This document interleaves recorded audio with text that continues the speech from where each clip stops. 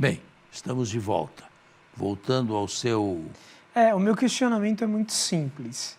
Ao passo que o judaísmo grego trouxe contribuições positivas para a fé cristã que nascia, ele também não trouxe contribuições negativas?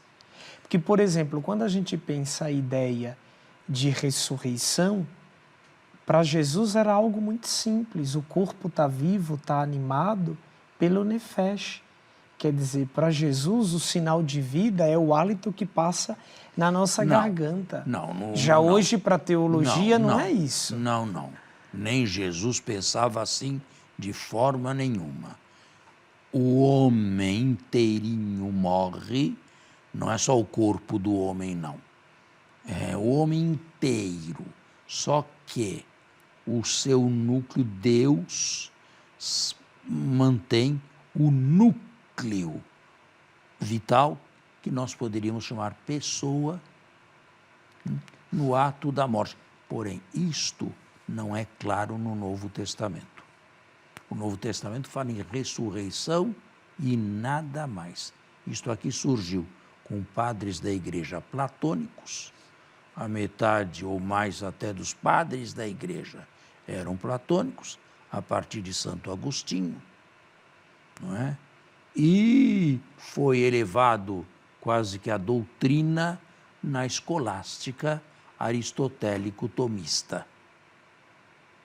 Hoje se volta mais à unidade, ou seja, você morre. E você morre inteiro, porque o que significa morrer? O que significa morrer exatamente? Morrer significa cessar completamente a sua vida neste mundo. Não só o seu corpo, mas a sua alma também, ou seja, a sua pessoa. Cessou neste mundo nunca mais. Agora, isto não significa mergulho no nada. Para aqueles que têm fé. Isto significa que um núcleo central, a pessoa, como nós chamamos, é mantida por Deus. E aí a igreja prefere usar o nome de alma. Só que o conceito de pessoa não é platônico? Não, pelo amor de Deus, nós todos somos pessoas. Não, mas de onde veio esse conceito? Cunhado objetivamente do jeito que nós o entendemos. Não importa de onde veio, o problema é saber se ele está certo ou está errado. Nós devemos muito ao platonismo. Não, viu? sem dúvidas. Nós devemos muito. Agora, claro, não somos platônicos, mas o platonismo foi uma espécie de hospital. No hospital não se entra para morar, se entra para passar alguns dias e curar. Não fosse o platonismo, o dogma trinitário dificilmente seria organizado como foi e manifestado como é, porque o Novo Testamento não tem aquela composição bonita, feita e completa da Trindade. Não tem. Ele, de certa maneira, apelava ou pedia explicações que vieram dos concílios de Niceia e Calcedônia. E nós podemos dizer, por sua vez, que esses concílios receberam a tarefa de colocar conceitualmente melhor o dogma trinitário. O Evangelho de João, por exemplo, põe na boca de Jesus, eu e o Pai somos um. Mas como explicar isto? Duas faces, dois rostos, eu e o Pai somos um. Não. O concílio diz que o verbo, que Jesus, o verbo encarnado, é consubstancial ao Pai. Esta palavra não existe no Novo Testamento.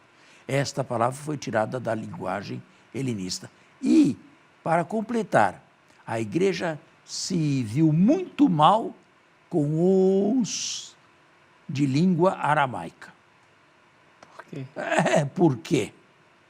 Por causa da cristologia alta, por causa dos sacramentos, sobretudo a Eucaristia, se viu muito mal com a vida, o universo aramaico. Os judeus não se converteram, tornaram-se, em boa parte, não todos, mas em boa parte, hostis ao Evangelho, ao passo que, no helenismo, a igreja se sentiu bem. O helenismo acolheu a igreja. Os padres, os melhores padres da igreja, eram todos helenistas, platônicos. A igreja se sentiu muito bem com o helenismo e se aproveitou muito do helenismo. Interessante, não é? Jesus aramaico e a igreja mais helenista. Depois, assim, a igreja, de alguns anos para cá, ela tenta um diálogo mais profícuo, mais profundo com os judeus, né? E hoje ela tenta falar muito da questão do antissemitismo. Essa tentativa de diálogo seria para pôr em prática o pensamento do Concílio Vaticano II ou seria como um modo de bater no peito para meia culpa, meia tão máxima? Não, as duas coisas. As duas coisas. Foi o concílio que teve que desautorizar, nesse aspecto aqui, do antissemitismo, alguns dos grandes doutores. João Crisóstomo, Agostinho, todos. Lutero, Tomás de Aquino, eram antissemitas. Filhos de uma época, não é? Santo Agostinho dizia que não podemos matar judeus, mas devemos tratá-los com muita severidade. Melitão de Sardes cunhou o termo de deicidas. Eles são deicidas porque mataram Deus. Aí. Mas este antissemismo você não encontra na Sagrada Escritura. Tem alguma tendência antissemita, mas não a esse ponto.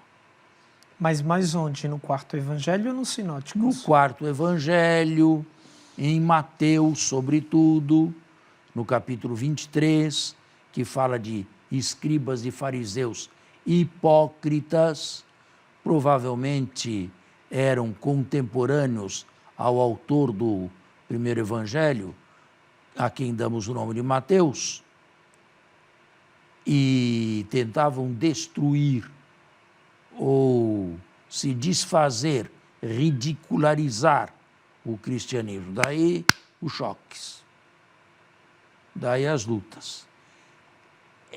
Os evangelhos são filhos do seu tempo, da época em que foram escritos.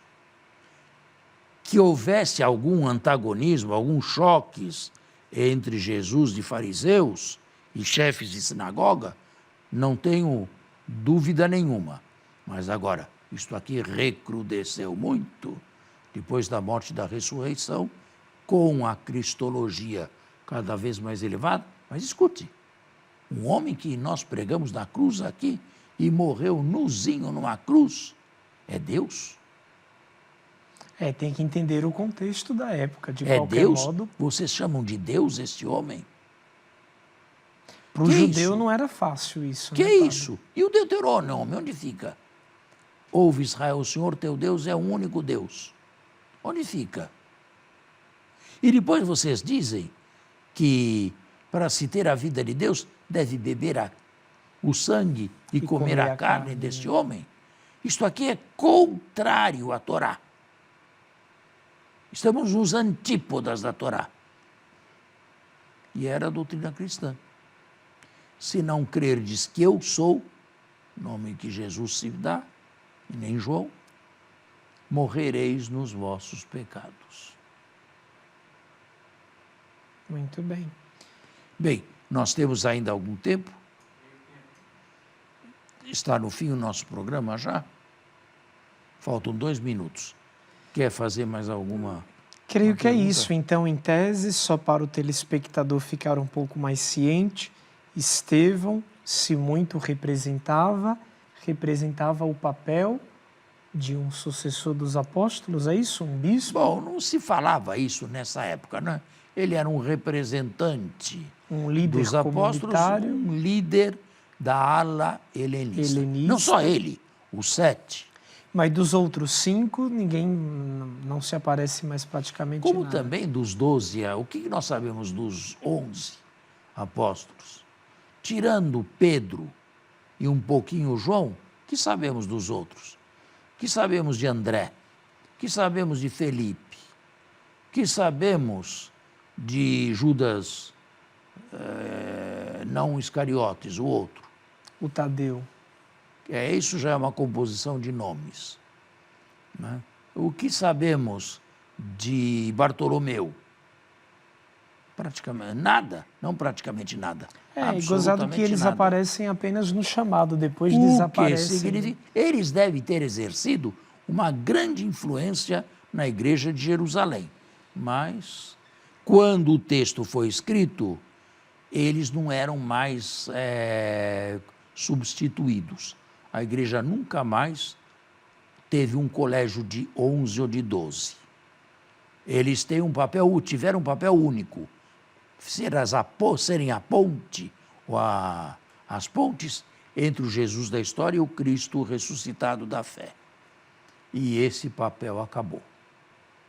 Agora nós temos sucessores deles, que são os presbíteros bispos. Certo? Muito bem. Vamos terminar o nosso programa, ele está no fim e esperamos encontrá-los novamente no próximo domingo, tendo feito bem a todos aqueles que a ele estiveram presentes e prestaram atenção. A você um bom domingo e uma boa semana.